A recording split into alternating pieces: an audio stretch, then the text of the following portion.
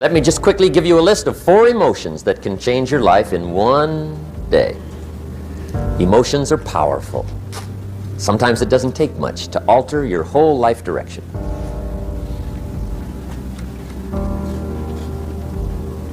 Okay, here they are. Number 1, disgust. Powerful emotion. Disgust says, I have had it. See, that could be the day. The day you can say, I've had it. And whether you've had it with something small or something major, the day you can say, I've had it, may not be the day it ends, but the day it begins. That's what I said when that little Girl Scout left my door when I'm 25. I give her the big lie, she leaves, I say, I don't want to live like this anymore.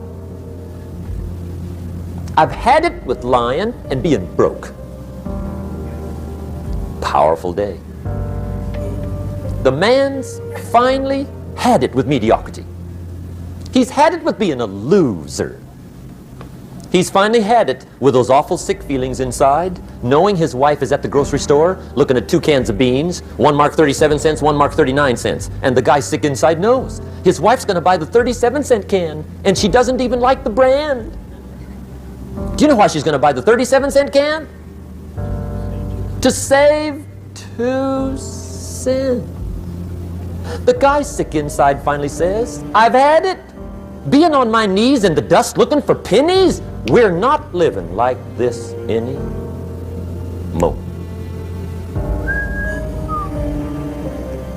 Could be the day that turns your life around. The day you can say, I've had it. He walks into his closet and rips everything in it to shreds and says, I've worn this embarrassing stuff for the last time. And not only will I never wear it again, no one else will ever wear it again. Commit an act that says, I've had it. Powerful. Here's the next one, decision. And decision making is powerful.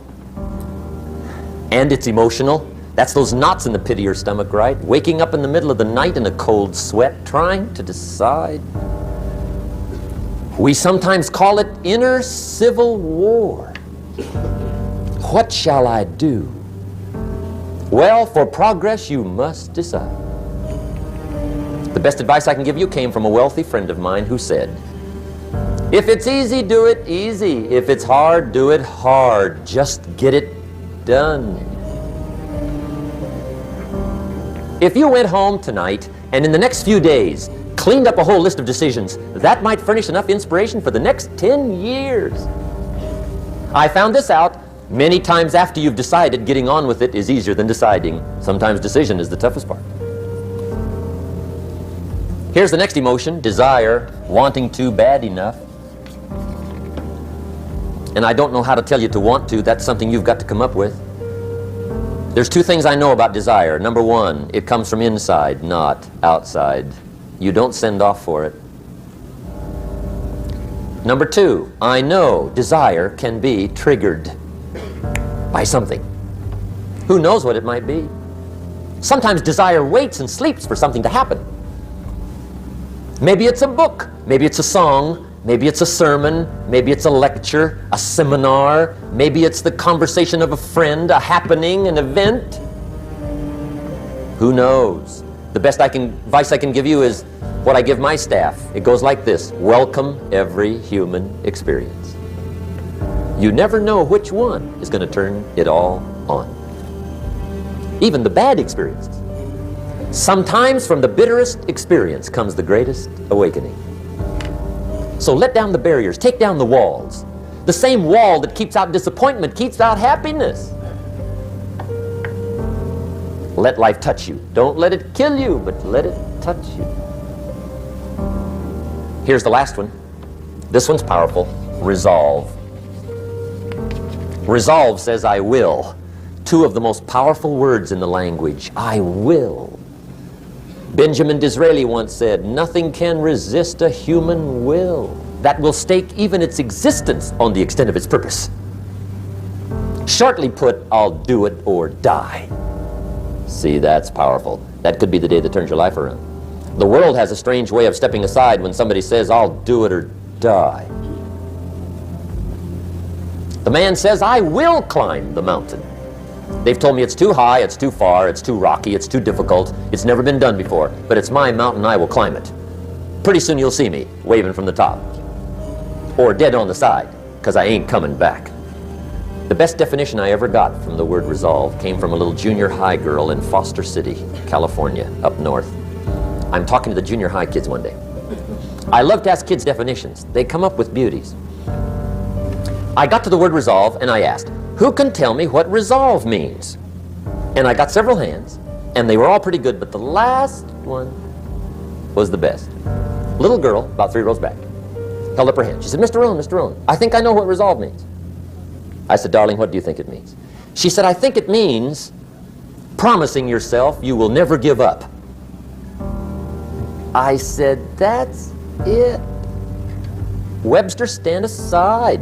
That is the definition. Promise yourself you will never give up. I asked the kids, how long should a baby try to learn how to walk? How long? How long would you give your average baby before you shut him off? How long? See, any mother in the world would say, you're crazy. My baby's going to keep trying until it learns how to walk. What a magic formula. Now let me show you what triggers all emotions into activity that brings results. And results is the name of the game. Here it is. Action. Finally, you must do something about how you feel. Jesus, the master teacher, said, don't just be listeners, be doers. The world admires the doers. Another Bible phrase says, faith without action is useless. Some people these days are big on affirmations. You got to be very careful of affirmations. There's a thin line between faith and folly. The best clue I can give you on affirmations is this. Affirmation without discipline is the beginning of delusion. And there's nothing worse than delusion. The guy keeps walking west looking for the sunrise. I mean, delusion is bad. However, affirmation with discipline can bring the most spectacular results. When the Jewish people surveyed the Holocaust at the end of World War II, and for them it was a Holocaust, 39 million people lost their lives, World War II. 19 million were Russian.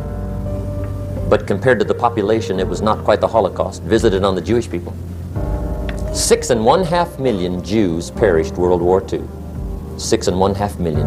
That was a Holocaust.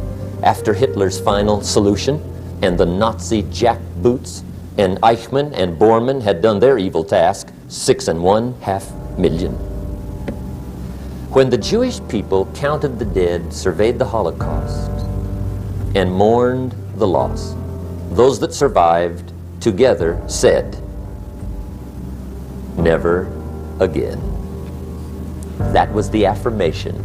Never again will we take our families, silently walk to the boxcars, and let them ship us through the night to Auschwitz. Never.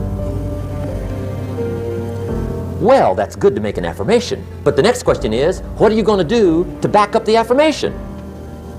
They said, well, number one, we'll build a nation.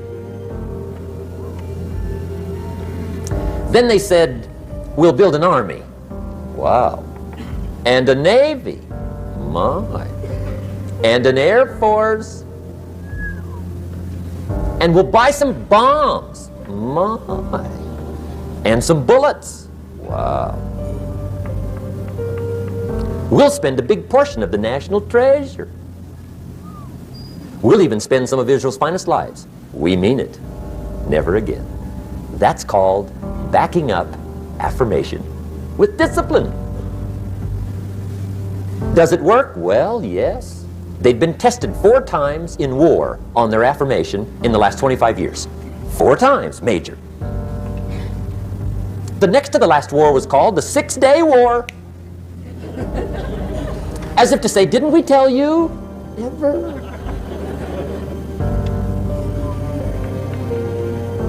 Make sure you always have a game plan to match your wishes. Otherwise, they will always be wishes.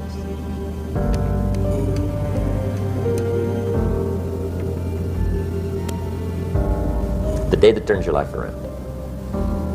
Let me give you 4 questions to take home when we're finished. These are called questions to ponder. And this wraps it up.